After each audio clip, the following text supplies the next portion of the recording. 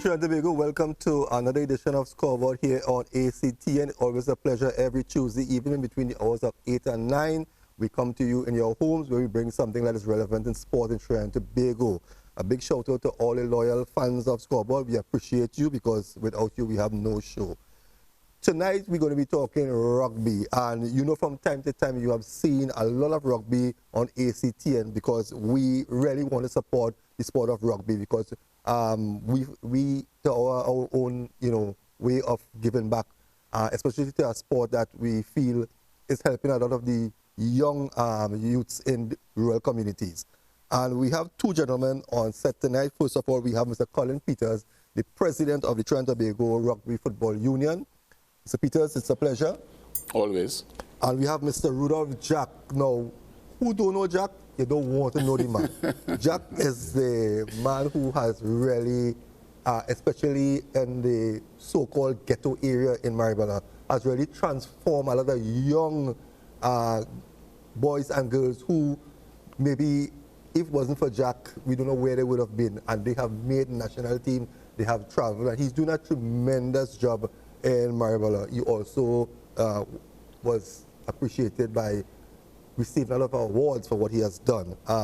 Rudolph, it's a pleasure. Welcome. It's a pleasure. Right. Gentlemen, a lot has happened in rugby for 2019. Our female team went to the Pan American Games. Only this weekend gone here, we had the YTC Rugby 7. A lot has transpired. Mr. Peters, as the president of the union, how satisfied are you with what has transpired for 2019 in rugby? George, you will never be satisfied because there are so many things that you want to achieve, you want to see done in the sport, that you will never be satisfied. One of the satisfying things, though, is that for the first time in the history of Trinidad and Tobago rugby, we were able to send 4 separate teams on tour to different tournaments. We had the RAN female and male senior sevens tournament in Cayman Islands. We had the women's 10s and the under 19 in Barbados. One of the things we can say is that the women's 10s and the men under 19 raised all the money to attend that tournament because there was no support. We could understand. Money is tight, right? But those children and their parents and their friends and family, so you must give kudos to the so I must give kudos to them. One of the things that we don't do too is we don't give kudos to employers. And this administration wants to give kudos to all the employers of all the players of all the teams. Who afforded them the time off. Who afforded them the time off without loss of status and earnings and that kind of thing. That was good. So whereas you may not be getting that kind of funding, they were able to come and train. People were training in the gym in San Fernando, 5 o'clock in the morning. They go in at Hazley Crawford Stadium, where we know public servants are 8 to 4. The people at the High Performance Union, they were coming out at 5 in the morning to facilitate rugby players and I suppose other sports, leaving their families and at home and that kind of thing. So that was one of the satisfying things about 2019. One of the other satisfying things of 2019 is that we were able to send a lot of people on courses through the Olympic Committee, through the different ministries, Ministry of Sport and Youth Affairs, Ministry of Planning and Development and so on, which is one of the things that we focus on, not just creating players, but creating better citizens. And these things help for the development of the players and their families as it may be. So those were some of the satisfying things. Everybody will laugh, but the downside, of course, is financing. We know what challenging that is presently. Fortunately, I was able to attend the World Congress in Japan for the World Rugby World Cup, the Rugby World Cup. And in the Congress, where we sat for probably 10 hours or so, at one time, one of the presenters said, nothing about financing, right? Because everybody throughout the world have the same cry. Financing, even the top-tier countries. So whereas they would say the top-tier countries are self-sufficient and so on, the top-tier countries are also telling you, here what's happening. We're struggling financially. One of the things we put forward as third-tier countries to them is that even if you can't help us financially, help us in other ways. Coaching, you know, that kind of thing, development, and that sort of thing. So there were a lot of discussion with that. So that was also satisfying. How it will pan out, we only have to wait and see. Only time will tell. Right? So, you know, you come back with a lot of cards and a lot of numbers and a lot of email things. So it's now up to you to push with it and see how much they're willing to help. Right? Let me quickly walk across to Jack. Jack, you know, I mean, you have really single-handedly developed rugby in South. I mean, you know, you have been there year after year, going through, you know, and doing, you know, what keeps you going? Well, besides the sponsors, first, the support from the union and the presidents, they always encourage me and support every initiative we take up and thing. We keep meeting on Thursdays. We put our ideas out, and if they buy into it, or they might make some alteration to it and they support it. So that's one of the main thing, having the support from the union, have me, make me know, well, it's something meaningful. Well, I know this weekend here is your tournament at the Maryborough Recreation Ground. I think this is the 6th or the 7th year that it's been happening.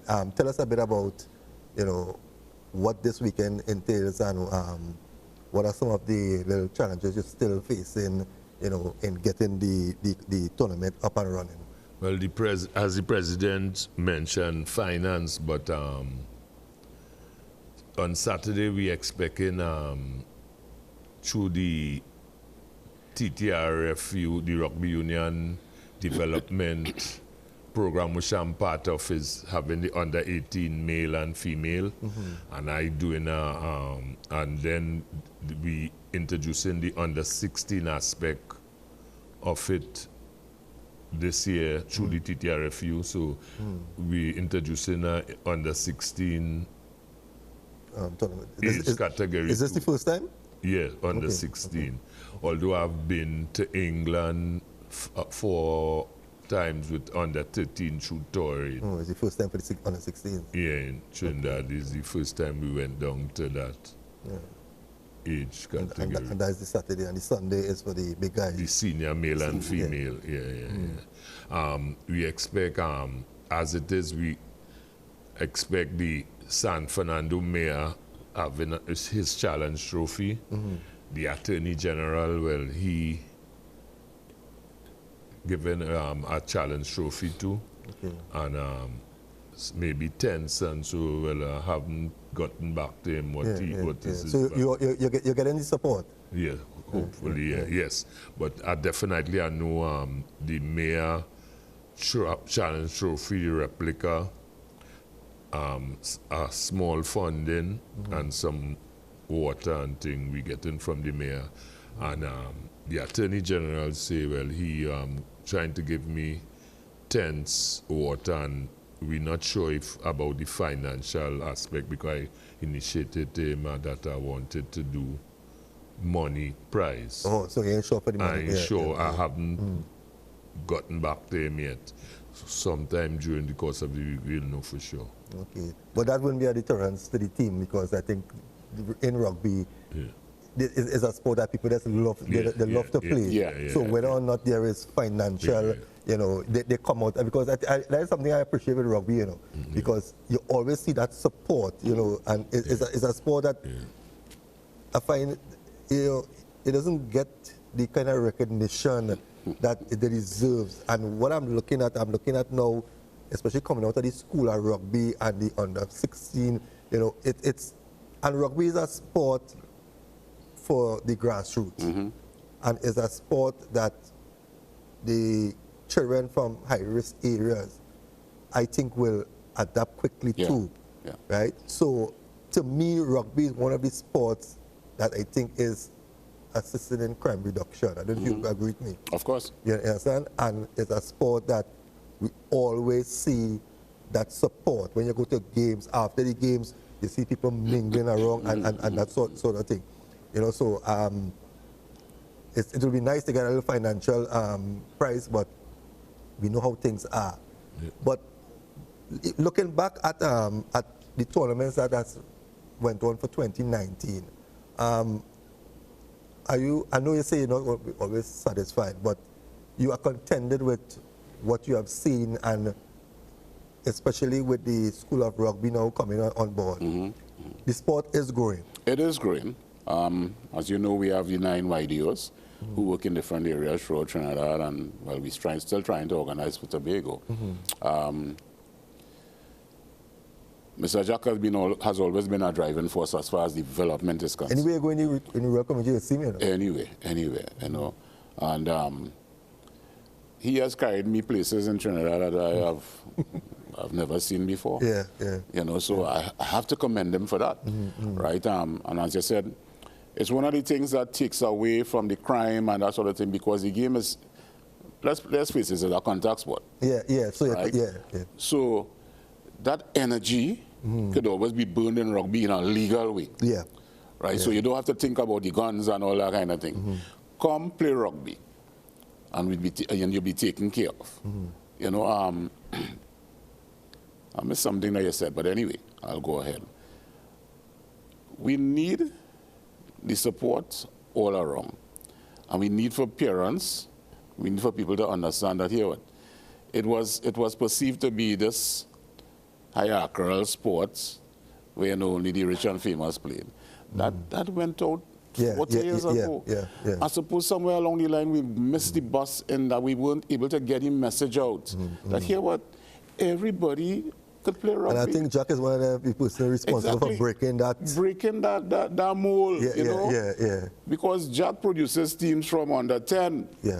It's just that we don't have the capacity to organize competitions to facilitate an under 10 competition, which might be an indictment on us. You know, but we continue to try and we continue to push. And the game is ours. The game is ours. The game is ours. And as I keep saying, the Rugby World Cup is the 3rd largest tournament in any world tournament, after, of course, soccer and the Olympic Games. As far as that single teams tournament is the 2nd largest after soccer. What more you want to show you here?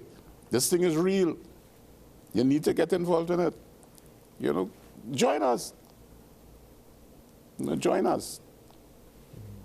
Rudolph, I know you went into an area where people considered, you know, a hotspot or ghetto area. But you have, you know, managed to bring those young people out of that stigma of, you know, from depressed areas and I have done a couple of interviews with you, and I came to one of your tournaments. And I could publicly say, you know, that your team is a team from on the line. But when, on the occasion that I have come to tournaments with Rainbow, or gone anywhere with Rainbow, I don't know if it happened when I wasn't there, but I've never really heard obscenity, any argument, you know, and these are the same people that people will pass and see them in the community and judge them, right? And some of these very sad fellas have gone on to travel with the national team, and I don't think Mr. Peters has ever gotten any reports that a man from down on the line who on the national team was involved in some disrespectful or something. So what you are doing really with the sport is saving lives. As a matter of fact, on that note, for over 8 years, our under-19 team never really copped anything, and I produced player called Jareem George, who single-handedly scored 3 out of the 4 try that gave us bronze in the last under-19 tournament. I have 2 players which going to be ready for the 2020 under-19. Unfortunately, he's 17 years. We're playing against Police in the league. He lose 2 teeth, and we can't help him. So that disenfranchise him, you know. So right. Yeah. So, and he don't want no plate. He want implant. So we trying to raise that funds because he want implant, you know, and things. Since that he haven't played and thing. And I target at-risk communities because I came from an at-risk community, and they is some of the best people I know up to today in life, the best people, the kind living, but situation has caused a man to be otherwise, because a man is basically honest, but situation caused him to be otherwise. Yeah. And people stigmatize you due to geographical location. You could be discriminated against. Luckily, the union not like that. Right. Our governing body not like that. So it's once you're capable and you fit the criteria, you're on the team, you don't discriminate on that. At present now, wish you was there in the opening in the caravan we did in Marak. Yes, Moruga. Right. I doing 6 primary school right now. Up in Marak. From Matilda straight to Marak. Okay. I have 14 schools on the whole diaspora, but that's funded by the TTOC, and we can't target all the schools because it's limited resources. Right, and one of the things we got from it, they give us courses. We certify through the TTRFU. We certify the coaching aspect. So these coaches who are on that program with me, they certified by the TR level 1 and level 2. But through the TTOC, we got sports management, and so we and the CCPL, the Caribbean Coaching Certificate Program, we certified in that too. So we know how to handle it too. But we don't know how it might go from next year because the president of the TTOC struggling to get the funding to keep it alive because we have to produce a male and a female under 18 team. We need to take a break. When we come back, we'll continue. Yeah. Viewers, you are watching Scoreboard here on ACTN. We are talking to members of the Rugby Union, and we'll be right back after this short break.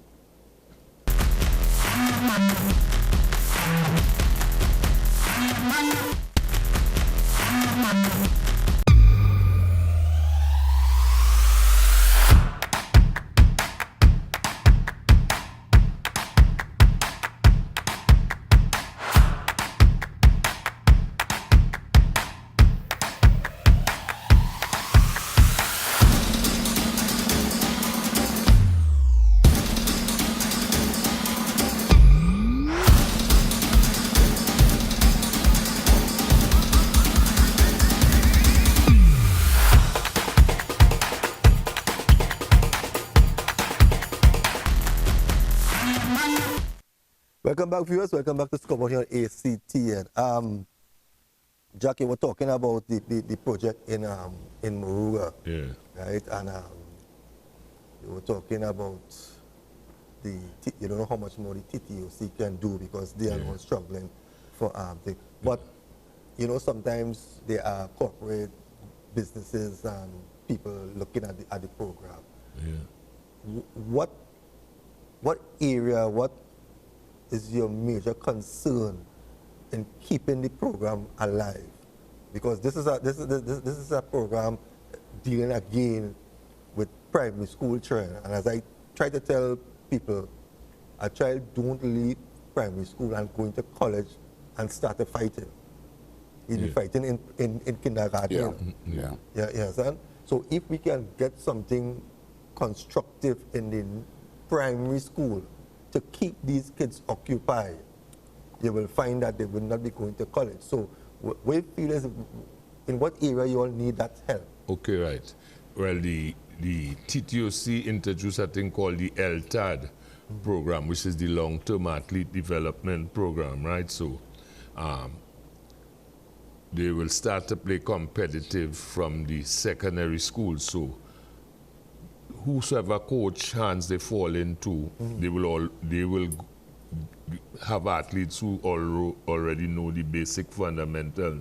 So it wouldn't be difficult to coach them now. What I'm doing is teaching them, like in the ABC stage, the basic fundamentals, and is FUN in which fun for fun now. So they wouldn't play the contact aspect. At that age. It's just they will know how to, all the basic fundamentals, they will know that. So when they go into the secondary school, they will already have the basics, so it will be easy to coach them. As a matter of fact, Mr. Peters could tell you, we carry hundreds of children to the Olympic Day in Port of Spain, all the schools. And you will surprised to know it had quiz and thing, and only the schools from Moruga won off all the questions because they're intelligent and well educated. I must hand it to all the teachers in the whole area. They support. And I'll tell you something, sportsmen and women from rural communities, they tend to really attach themselves to a sport, because they see that sport as the opportunity of coming out of that rural community, where a man in the city might, well, okay, you understand? And the best of the talent you can really get is from rural communities. Plus, an observation I make, and it was amazed, certain area like the Marak and Laloon, which you don't get internet service, so they physically play. Yes. But in the city now, a child would quicker be on the phone. Yes.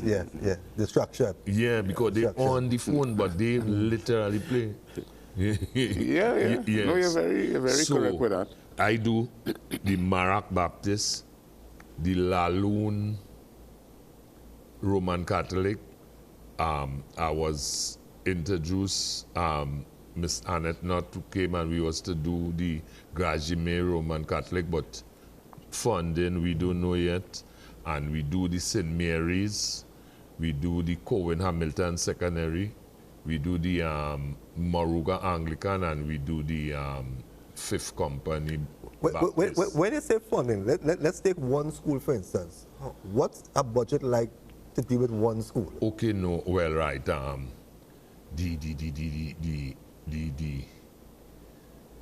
We negotiate, well, me and my team negotiate with the Olympic Committee. Olympic Committee. Right. And we make it as minimum as it, because it's something we love to do. Right. We make it minimum.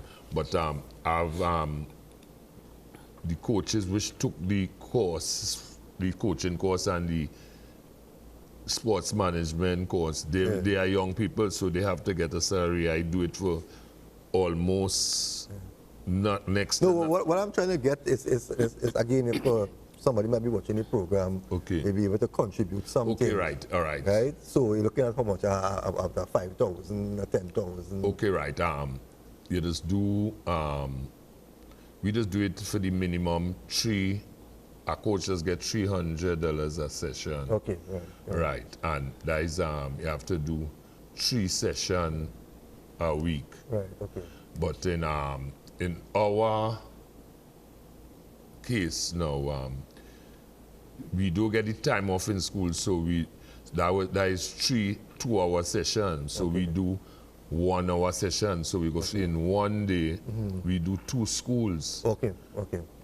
You understand? Yeah. And then, like, take for instance, the Fifth Company Baptist and the St. Mary's is 100 and something children. Well, after drop off, you get 70 something. So it must have 3 or 4 coaches. So what it's showing you in those communities that people are gravitating to the sport. And Yeah. Yes, and You understand?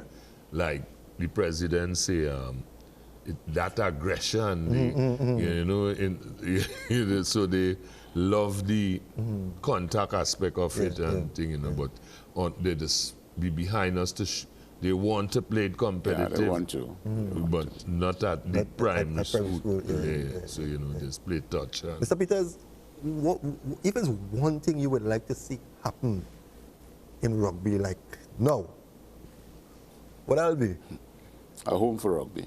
A home for rugby. Yeah, a home for rugby. Yeah. That would be something really major. And when you say a home for rugby, what a home for rugby entails? Home for rugby entails at least 3 playing fields, competent accommodation, and an administrative center. Properly manned. Well, I don't want to say manned now because this gender thing is, you know, but properly administered, right? With all the facilities that the clubs could come and say, well, I'm going to the rugby center, I'm going to get this done, I'm going to get that done, and you have all your administrative equipment and things set up. You could come in there at any time, Monday to Friday, let's say 8 to 4:30, have it done. That would be something really. You all have made any formal? We have made requests, and what we're going to do is a follow-up on the requests that we have made, because you can't get things done if you sit down. Yeah. Right, and then as you know, we're saying, you still have a little perception about rugby that it's self-sufficient, this, that, you know, which is not really so. You know, so we still have to push. You see, when they realize that all your own team fund all yourself and traveling, people have the opinion that everything is all right with rugby. But that is really not so. It's hard work. Yeah. And as I say, we sent out 4 teams this year. You know, so sending out 4 individual teams, I mean, for a sport as rugby, to send out 4 individual teams, that is a big achievement to me. You know, that's a major achievement. Yeah. Right, and including sending a team to the Pan Am Games. Some sports struggling to send one team. Exactly. You know, so we have to say we are grateful to the government also, because they funded the teams that were going for qualifiers as a male and female senior sevens, right? So we just had to fight with the under 19 men's and the women's 10s, right? But I mean, it's a great achievement, right? We were able to fulfill all of our fixtures so far for the year. Right, that's good. Right, which is, again, is another great achievement, considering that the challenges you face with getting teams to conform to registration and, you know, that kind of thing, right? And then, of course, we have our 7 series, which is basically, that was the major thing Jack and I came here this morning to do, you know, promote the 7 series. We've had 3 so far. The last Caribs. UE and YTC this weekend. How was those tournaments? I think they were well run. I wasn't here for the first one, right? But from what I heard, because I would have asked for reports on that, so it was well run. And then again, Caribs is a big club. You know, so if Caribs say they're going to do something, you know, it's going to be, you're going to have a good product. This was their first time. We had UE last weekend, which again was another well-run program. It finished, started on time. I think I came to one. I think you all did some work up at UE. And then we had YTC this weekend. Again, another properly run competition. So this one that Rainbow is keeping, this is the last one for the year. When does the rugby season ends in Trinidad? No, this is not the last one. This is the 4th of 6, supposedly 6. Right? So Rainbow is on this weekend. Jack has everything organized. I'm not worried about Jack. No. Only talk about thing there. Come on the day, you will see everything will be in place. Everything will be placed. I know how he does do it. Sometimes you wonder, how he just as you say. Yeah, I don't know how he does do it. How he gets this done. So this weekend, I think it's set. You know, worried. I just wanted to come and lend some support because, as I say, Jack is one of the biggest movers and shakers in development. And if people doing development, you need to support them, right? So it was incumbent on me to come down here this morning. I'll come a little late, but that's okay. That's not next weekend was supposed to be police, but the elections right? We have elections and the grounds and the barracks not so in place. So we find that they had to cancel this year. Yeah. The thing about it is I always tell them, I always say, Police was the first individual club to host a tournament. I'm a little biased towards Police because I came from that background. So you all have to excuse me. Right? So they can't keep their tournament this year. And the next weekend would be the Harvard tournament. Right, that'll be the final one. That would be the final one. Right? And we keep pushing this series because as you know, the union's vision for this series, it must go international. Okay. Jack would have participated in a seven-a-side tournament in Jamaica. As a matter of fact, Jamaica claimed that they have a series. But it's not a series, I say, to say week after week after week. Our vision for the series is that we would like to see teams coming in on Thursday or Friday, play the weekend, Saturday, Sunday, Monday, Tuesday, go to Tobago,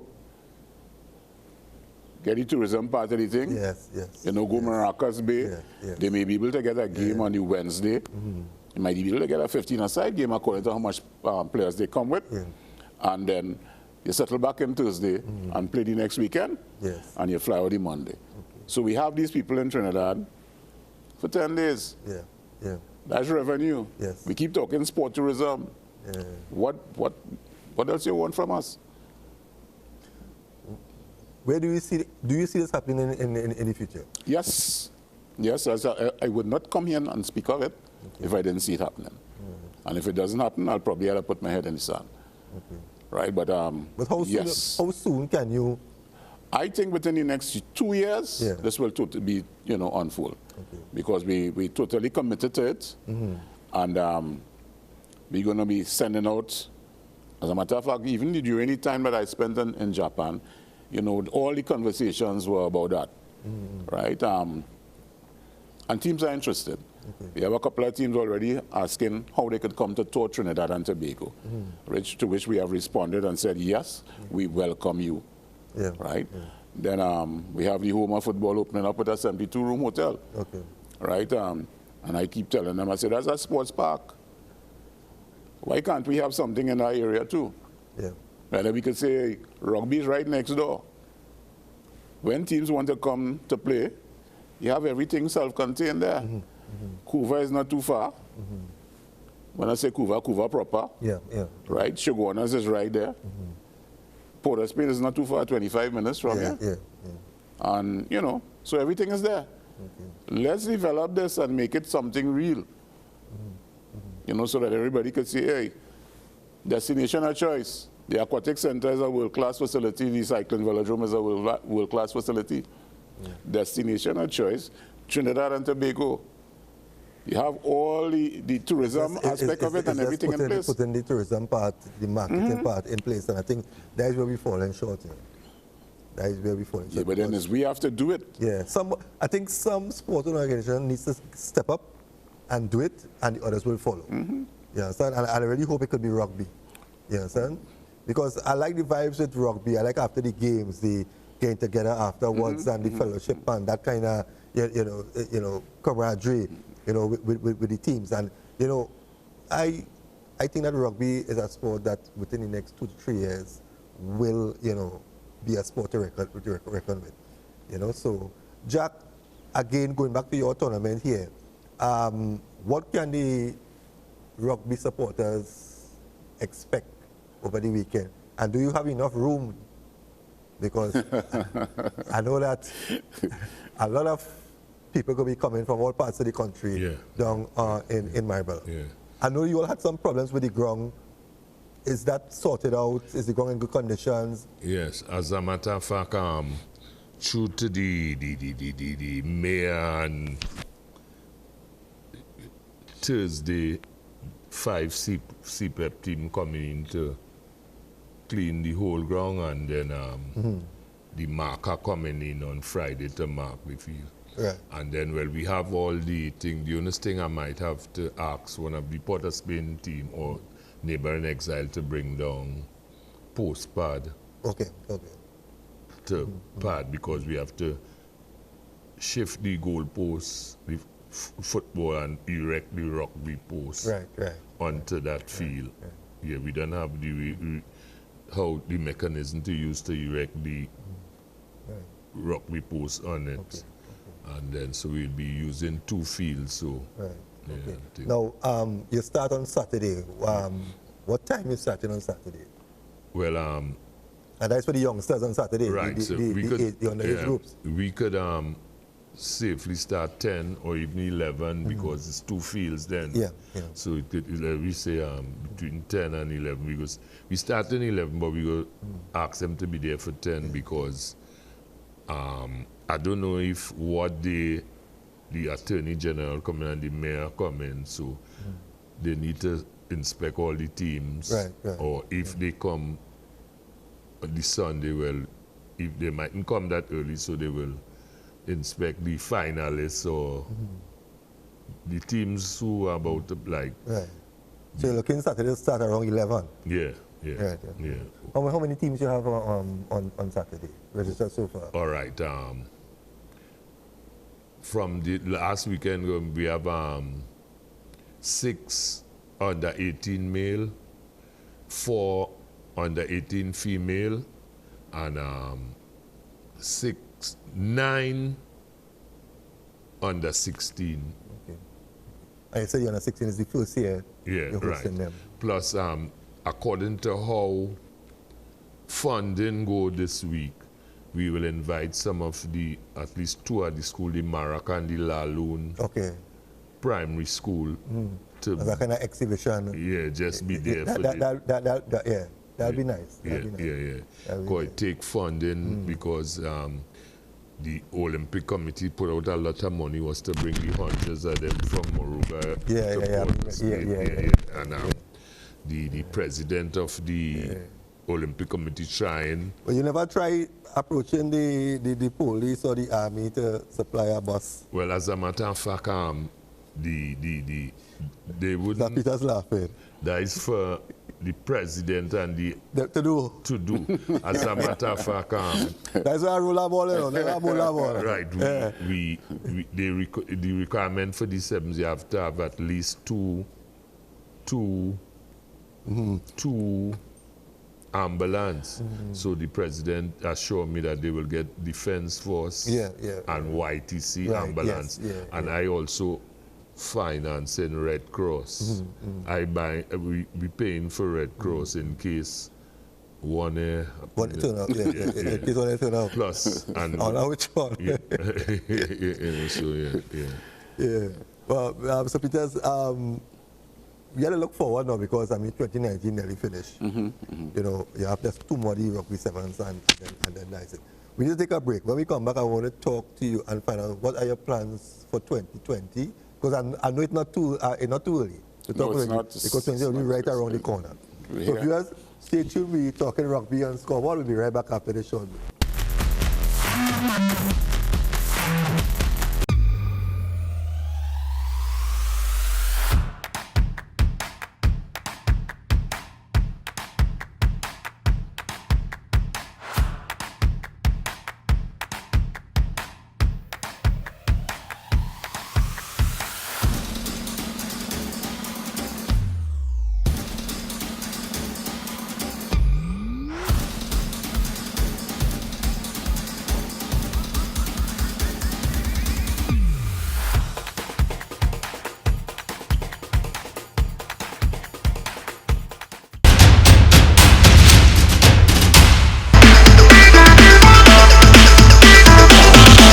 As a group, we will seek to learn and understand what futsal really is, what it's about.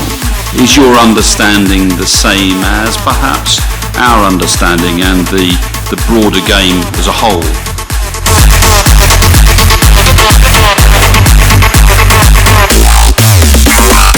But importantly, we will also consider how futsal is a strategic development tool for the development of young football players.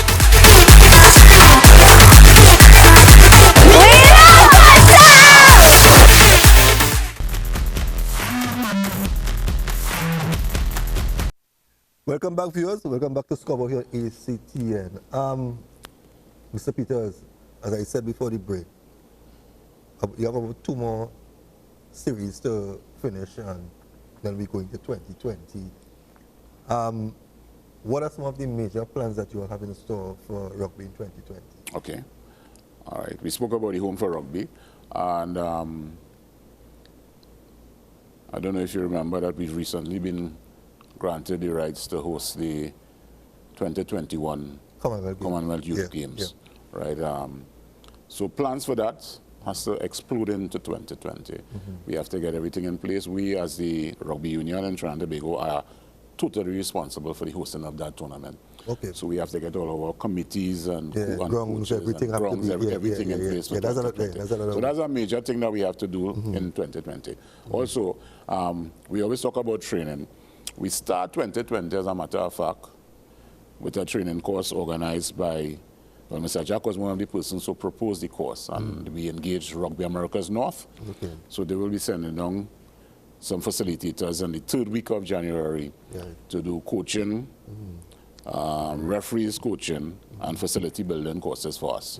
Right. So this is another thing. And we want to seriously get our coaching society together, because we have to get standardized. You know, we still too different in our approaches. So we need to get the approach standardized so that we know when a player comes to a national team, he understands exactly what is expected, he or her understand exactly what is expected of them when they get there, so that we don't have to be battling with different styles and that sort of thing. Trinidad and Tobago has a unique style, so we need to promote our style, right? And we need to get that standardized. Other than that, we don't have much as far as qualifications are concerned in 2020. So what we want to do is to ensure that when 2021 comes around, all of our teams are properly prepared to go and take on the world. Right. So, but when are you all going to start preparing the team for the Commonwealth? That has already been started. The process has already been started. Right. So in 2020 is just a matter of it exploding. What has happened is that we've had changes to be made to technical teams at the end of this year, but the actual process has started. So you find that by the time January 2020 comes, everybody will know their role and function with regard to that tournament. Because you know very well in Trinidad and Tobago, we tend to know a tournament is coming up, and we start 3 months and 4 months before the actual tournament. We don't want to get trapped in that. And we expect the team to do well. So you all will have a full 12 months and more to prepare both a male and a female team.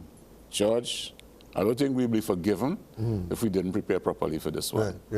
Right, because we were actually at a different studio the morning when the approval was granted. And we've been liaising with the Olympic committees from ever since. What are we doing? How do we do this? What is expected of us? Right, so I don't think, as I said, we wouldn't be forgiven if we didn't get this one right. You know, so we must get this one right. Right, so yeah. And that's what age group? Under 18? Is it? Yeah, under 18. And so far we have been successful in tournaments in that. So we should do a pretty good. Okay. Mr. Jack was the manager of that team the last 2 tournaments. Right, so he is Zaman and Bahamas. Right, so he is an integral part of that planning process. And as a matter of fact, that is the reason for the under 16s. Oh, okay. So they will be 18. By the time the tournament, and you have to be either 16, 17, or 18 in 2021. So right. So like this year, you have to be 14, 15, and 16. So you have your plan in place. Yes, right. And some of the players I jumpstart haven't yet showcased yet. You know what I mean? But I just from the wider aspect, but the program I'm doing, as a matter of fact, come January, I have to approach another secondary school in the Moruga area, because they have the athletes who more thirsty for it, and and then one mistake I see parents just make, they just feel, just give the impression that sports just hinder academics, but sports just enhance and we tired people talk about it, and yet still hear parents when I stop and come on, because they have exam and when you finish study, you want to tour out your brain. You need something. I mean, come on. You're basically breaking the cycle. When you stop them from playing sports, the under 19 suffer from it and that sort of thing, because they've been doing it all the time. How many sports you played when you went secondary school and primary school, secondary school? So if you find your niche at age 16 or 17 and you continue to play, you go in your lessons, you're doing good in class, and you're still excelling at the sport.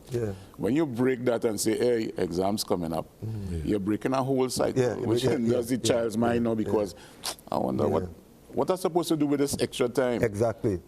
So you have to allow the child, allow the children to go through with their sports. It will help them. It definitely helps. Rudolph, I know I can't end the program but not letting you talk a bit about Rainbow rugby teams. I mean, what sort of year you all had?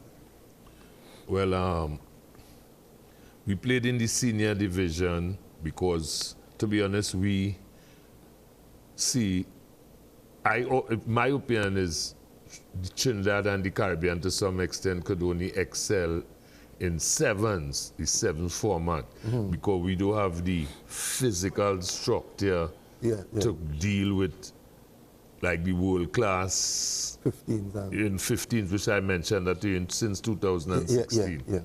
So we played the 10-a-side, which this is the last year for that. From next year, we have to go back to 15s. Okay, what's the reason for that? Because this 15 is the competitive union. Okay. So now, so we won the 10-a-side league, the senior division league. We won the league, and we also won the knockouts. We defending our title this weekend in the 7 format because we won our 7 last year. We hope we didn't rig it right. No, I doesn't. It one thing is the union. So all the winning back all the trophy this year. Hopefully. Yes. And one of the greatest achievements I see in sports in Trinidad is winning the bid to host the Commonwealth in TNT. I have to hand it to the president and the staff of the TTOC. I must compliment Brian Williams and his staff. I mean, Brian Lewis actually. They have been doing a tremendous job. I realize they got a lot of licks, right? But I mean, oh gosh, under Brian, you can't think him. The man trying. Plus, and you have his workers there. Rizal Grant and Lovey Santana and they're really pushing. They're really pushing. And I just want to know how he does keep his sanity, because I had an accident last year. Because because sometimes people the things that is right about him and say and he remain that's he humble. I just tell him they don't pelt a barren tree. Yeah, that's true. It has to be a laden tree. If you have to be why gonna pelt a mango tree and no mango? Is a madman? Why gonna suck? But hats off to Brian and his staff. I think they have done since coming into office. They have done a tremendous job in sports. And I really want to wish the rugby union, success because I know that you all are trying. You all try very hard because, as I said in the opening, you all sending teams abroad without no help no financial help, parents, the athletes themselves. And I mean, that's a tremendous effort. You understand? Because just as how the businessmen crying out that they don't have no money, parents don't have money, you understand? But they see the purpose. Right? Yep. in supporting the daughter or the son in going to the sport. When you look at rugby, is there scholarships awarded in rugby in Trinidad? Or is that something you'll have to work on? We have to continue the work because we had some discussions with UWI. As you would know, we had a scholarship program with UTT some years ago. As a result of funding, that was cancelled. We had an overseas coach who was here working full-time with our team, and it was one of the more successful teams that we would have produced in the last few years. We've been talking with UWI to bring back the scholarship program. In the absence of that up to now, we depend on the under-19s performing in tournaments and being seen by clubs and schools on the outside, right? So that is where we are with that. How many rugby athletes we have playing outside? I know this guy recently went Pantor. Right, we probably have about three more outside in schools, you know. Partial scholarships, may not be full scholarships, right? But again, the idea is to develop the children and make sure that they could have something to look forward to in the future, you know. So what are the chances of UWI coming on board? I think we have a good chance. You know, once the children qualify and so on, and you know, I think we have a good chance, right, of getting them into full scholarships with UWI, right? Because these institutions want to help, you know. They want to help, but you have to put yourself in place, right? And we're trying to do that. I notice rugby is played on grounds that sometimes I wonder, you know, how they manage, you know, because these grounds are unfit for sport. Well, and another thing is that there is no gate receipt in rugby. No. Because you'll always play in places where, you know, and I think that is one of the biggest hindrance because I think with the crowd that I see at rugby games, you know, Trinidad's like freeness, but if you take a percentage of that crowd and you have a gate receipt, I think, you know, it will do well. You know, what about getting venues like the stadiums and things? Are you all allowed to play rugby in the national stadiums? We are allowed to play in the stadium. What has happened is that, remember, we have Colleges League, we have the National Football League playing around the same time. So once you don't book those venues early, that's it. Right, you have a problem with that. What we try to do is like our major, like knockout finals and so on, we try to get them in a venue that you could take a gate. You know, outside of that, we play on the bone-hard pitches of the Savannah. And that is why I was saying that the requirement of a home for rugby is so integral and so important in that if you have your own home, you could control your gate. And also you could control the maintenance of the fields so that, you know, year round, because the under-19s and the women's 10s, well, all the teams suffer from preparation because most of the competitions are played in July. Our rugby season basically from June to December, right? Preparation is January to June. When you go on the Savannah, you can't tell somebody to tackle on those fields. You know, they're bone hard. You know, and so that's one of the hindrances that we have. So if you have the home for rugby, you could probably have it, you could properly get it maintained, watered and that kind of thing. So that anytime your national teams or any team has to play, we talk about sport tourism. Teams coming in.